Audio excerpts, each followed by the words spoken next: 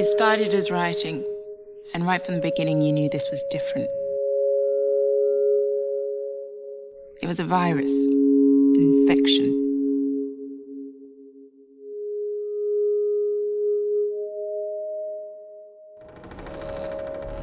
By the time they tried to evacuate the cities, it was already too late. The infection was everywhere. Hello? Hello? Hello? Hello?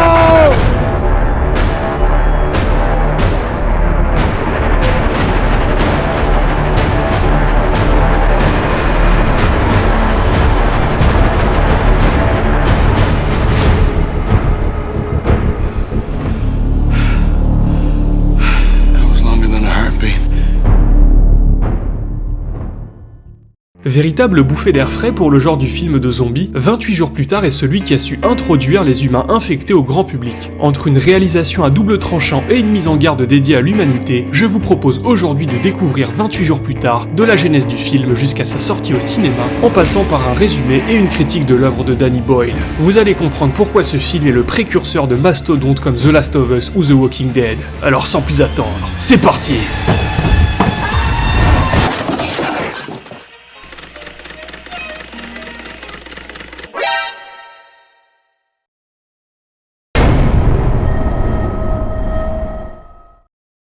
Ayant connu une ascension fulgurante à partir des années 60 grâce notamment à un certain George Romero, le cinéma zombiesque a connu une période de calme plat pendant les années 90.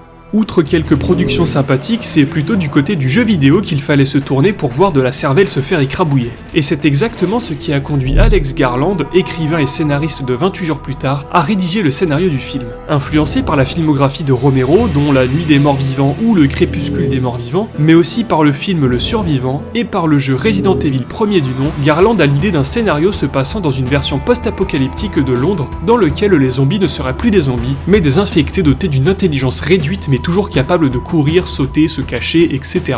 Pour écrire les grandes lignes du film, le scénariste s'est inspiré du roman Le Jour des Trifides de John Wyndham, sorti en 1951, dans lequel un homme se réveille à l'hôpital et découvre que quasiment toute la population humaine est devenue aveugle suite à la lumière causée par une pluie de météorites et que des plantes mortelles ont envahi la Terre. Après avoir achevé son scénario, l'écrivain le présente alors au réalisateur Danny Boyle, avec lequel il venait de travailler sur le film La Plage, sorti en 2000. Très enthousiaste à l'idée de donner vie à ce scénario, les deux débutent alors le projet 28 jours plus tard.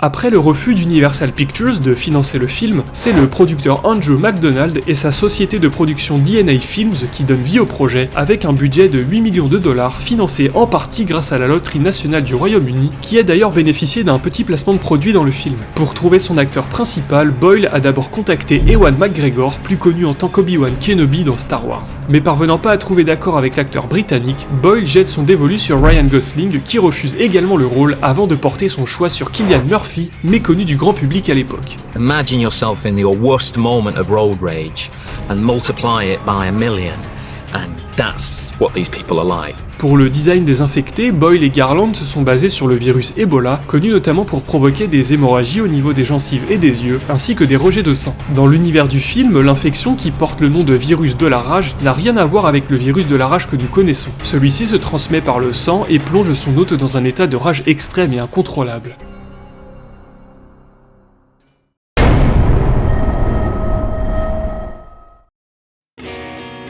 In 28 days later, the filmmakers created a thoroughly gripping vision of a country crippled by a new disease. Le tournage de 28 jours plus tard commence le 1er septembre 2001 et dure 9 semaines. Parmi les lieux de tournage du film, on retrouve les plus grands quartiers de Londres comme le pont de Westminster, Piccadilly Circus ou encore Oxford Street. Pour filmer dans ces lieux habituellement noirs de monde, l'équipe de tournage a eu l'autorisation de boucler certaines rues londoniennes très tôt le matin le dimanche pendant des créneaux de 45 minutes environ. Pour les scènes en voiture, l'équipe de tournage a tourné sur l'autoroute M1 reliant Londres à Leeds en passant par Manchester. Le staff ne disposait cependant que de quelques minutes pour filmer car le trafic ne pouvait pas être bloqué très longtemps. To create a more urban feel to the images, the filmmakers chose digital video over film. I think it's beautiful for urban work. It has a grittiness about it that's magnificent for your city movie, really. Une des particularités du film réside dans cette technique de caméra assez peu commune. En effet, la quasi-totalité de 28 jours plus tard a été filmée en plan séquence à la caméra numérique légère pour donner une impression de réalisme et de proximité, le but étant de mettre le spectateur dans la peau de Jim. Hello?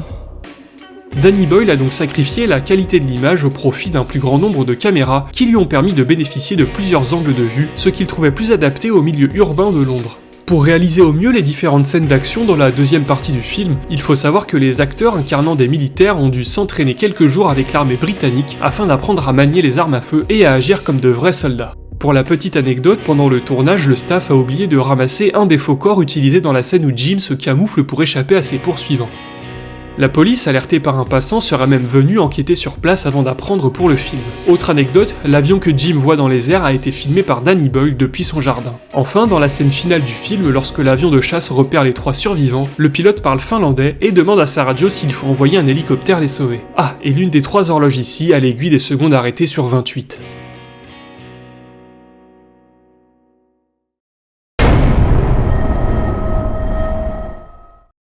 A l'origine, 3 fins alternatives à celles que l'on connaît ont été tournées mais finalement coupées au montage. Dans la première, Jim se fait tirer dessus et est emmené d'urgence dans un hôpital par Selena et Anna après leur fuite du manoir, mais il finit par succomber à sa blessure, laissant les 2 jeunes femmes seules qui se feront quand même sauver. Dans la deuxième fin, Jim et ses amis trouvent le laboratoire à partir duquel le virus s'est répandu. Un scientifique survivant leur explique alors que le seul moyen de guérir Frank est une transfusion complète de sang et Jim choisit de se sacrifier pour le guérir. Enfin, la troisième fin reprend quant à elle la première et y ajoute des flashbacks qu'a Jim sur son lit de mort, dans lesquels on découvre comment il est tombé dans le coma.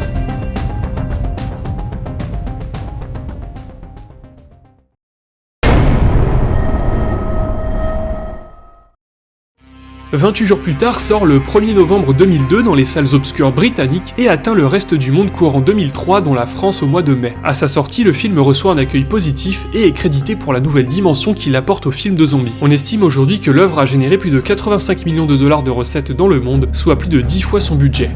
En plus de ces nombreuses récompenses, l'impact qu'aura 28 jours plus tard sur la culture est indéniable. Le film influencera son genre, faisant passer les zombies de simples morts-vivants mangeurs de cervelle à quelque chose de plus évolué et plus subtil. Le meilleur exemple étant The Walking Dead, dont les zombies évoluent au fil de la série. D'ailleurs, le pilote de la série est un gros clin d'œil à 28 jours plus tard, Rick se réveillant lui aussi d'un coma dans un hôpital abandonné. On peut aussi citer The Last of Us et plein d'autres jeux dont les thématiques sont très proches du film. En outre, une des musiques de la bande-son de 28 jours plus tard, intitulée In the House in a Heartbeat, deviendra vite une référence et sera remixée et réutilisée dans de nombreuses œuvres comme Kick-Ass ou encore dans le jeu vidéo Metro Exodus.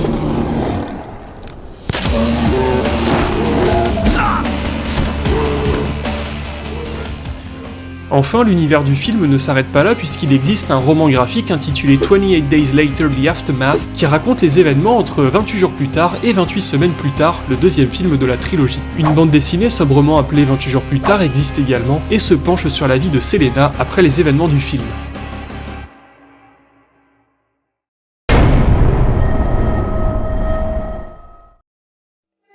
Cambridge, au Royaume-Uni, début des années 2000. Alors que des expériences sur des chimpanzés sont secrètement menées dans un laboratoire lugubre, un groupe de défenseurs des animaux infiltre le lieu et libère un des primates, ignorant l'avertissement d'un scientifique que l'animal était infecté par le virus de la rage, un virus très contagieux provoquant une agressivité incontrôlable. Cet acte déclenche alors une série d'événements qui entraîneront en l'espace de quelques jours un effondrement total de la société. 28 jours plus tard, Jim, qui s'était retrouvé dans le coma après un accident de la route, se réveille alors dans une ville de Londres complètement désertée, livré à lui-même. Ne tardant pas à découvrir qu'il n'est pas seul, Jim est alors sauvé par 2 survivants, Mark et Selena, qui lui expliquent la situation dans laquelle il se trouve. Le trio part ensuite à la recherche des parents de Jim, mais malheureusement pour lui, il est déjà trop tard. Attirés par la lumière et le bruit, des infectés attaquent alors le groupe et blessent Mark. Sans aucune hésitation, Selena l'achève devant un Jim horrifié. Désormais à la recherche d'un abri, le duo repère un signal de fortune au loin. La route jusqu'au signal s'avère périlleuse, mais Jim et Selena atteignent finalement le bâtiment en question et font la rencontre de Frank et de sa fille Anna. Ensemble, ils tentent de rejoindre une base militaire près de Manchester, censée les protéger. Arrivé sur le lieu désigné, Frank se fait infecter par une goutte de sang provenant d'un cadavre contaminé. Il est alors froidement abattu devant sa fille par des hommes armés. Jim, Selena et Anna sont alors emmenés dans un manoir fortifié par une unité militaire. C'est alors que le rêve de sauvetage et de protection se transforme en un cauchemar pour les 3 survivants, qui réalisent que l'unité militaire, uniquement composée d'hommes, est plus intéressée par la soumission des femmes que par le salut de l'humanité. Selena et Anna sont alors faites prisonnières et Jim est isolé pour être abattu. Il parvient néanmoins à s'échapper et à la vue d'un avion dans les cieux, il comprend qu'il y a encore de l'espoir. Mais pour oser espérer, Jim n'a pas le choix, il doit d'abord se battre. Une fois la nuit tombée, il libère des soldats infectés et provoque un véritable chaos dans le manoir. Profitant de la panique, Jim infiltre le manoir et tue plusieurs soldats avant de libérer les 2 femmes. Dans leur escapade, il sera blessé par balle, mais grâce à Anna, les 3 parviennent finalement à fuir. 28 jours plus tard, les 3 survivants qui ont trouvé refuge dans une maison isolée au nord de l'Angleterre déploient un signal de détresse qui sera repéré par un avion militaire, sonnant ainsi le début de leur nouvelle vie.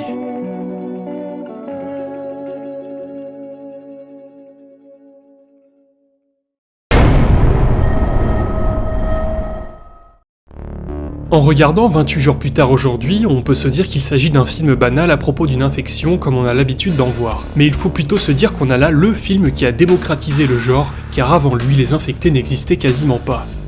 Dans son film, Danny Boyle ne nous laisse pas le choix, on suit l'histoire de Jim de la façon la plus immédiate possible, on vit ce qu'il vit depuis son réveil et c'est tout. On le verra ainsi évoluer tout au long du film, démontrant les facultés d'adaptation dont l'homme est capable pour survivre. Et l'élément déclencheur de tout ça est Selena, qui a compris dès le début qu'il fallait être strict et sans pitié quand la situation le réclamait. Ce qui est intéressant à noter, c'est qu'une fois l'avion repéré, le film bascule complètement et Jim, tel Rambo animé par sa rage de vivre, est filmé comme un infecté jusqu'à ce qu'il tue le dernier soldat. La force du film réside donc dans sa représentation réaliste du comportement humain en cas de survie. On peut par exemple citer Jim qui se tourne vers le divin quand il n'a plus d'espoir et qu'il se sent menacé. Sauf que le premier infecté qu'il rencontre se trouve être un prêtre, Danny Boyle remettant ainsi en cause l'aide de Dieu. On peut également parler de l'union et de la création de liens sociaux qui est à la base de toute chose pour l'homme. Le film est aussi une mise en garde adressée à l'humanité tout entière, une mise en garde d'une part sur le rapport à l'autre qui est représenté par les militaires et leur vision de la femme. On peut dire que Danny Boyle s'approprie ici à merveille la phrase de Jean-Paul Sartre « l'enfer c'est les autres » et d'autre part une mise en garde sur le rapport de l'homme à la nature et aux animaux. En effet, à vouloir exercer une domination constante sur les animaux en les exploitant sans relâche, l'homme s'expose de plus en plus à des risques éthiques, environnementaux mais surtout sanitaires. Et il faut dire que Boyle et Garland avaient vu juste à l'époque, car les cas récents de maladies transmises à l'homme par l'animal n'ont de cesse de décimer des populations d'animaux et d'humains à travers le monde.